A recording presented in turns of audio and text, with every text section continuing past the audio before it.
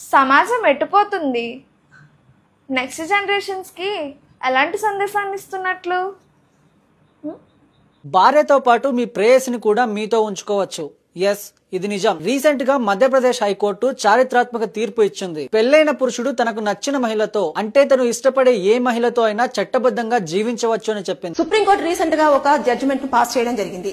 భర్త భార్యకు సంబంధించిన ప్రైవసీని క్వశ్చన్ చేయడానికి ఎలాంటి రైట్స్ లేవని చెప్పేసి చాలా క్లియర్ గా మెన్షన్ చేయడం జరిగింది. ఒకవేళ గనక భార్య ఎవరితోనైనా చనువుగా మాట్లాడినా, అదే విధంగా చాట్ చేసినా, వీడియో కాల్స్ మాట్లాడుకున్నా, టెక్స్ట్ చేసినా, ఏదైనా సరే, ఒకవేళ గంటలు గంటలు ఫోన్ లో నైట్ పూట మాట్లాడినా సరే క్వశ్చన్ చేయకూడదు. అదే విధంగా ఎవరితో కూడా ఆవిడ ప్రైవసీ గురించి డిస్కషన్ చేయకూడదు అని చెప్పేసి భర్తకు చాలా క్లియర్ గా ఈ జడ్జిమెంట్ లో చెప్పడం జరిగింది. దాంతో పాటు ఒకవేళ గనక చేసినట్లయితే వారిపైన క్రిమినల్ అఫెన్స్ కింద వారు కేసు ఫైల్ చేసే అవకాశం ఉందని చెప్పేసి క్లియర్ గా ఈ జడ్జిమెంట్ లో ఉండడం జరిగింది.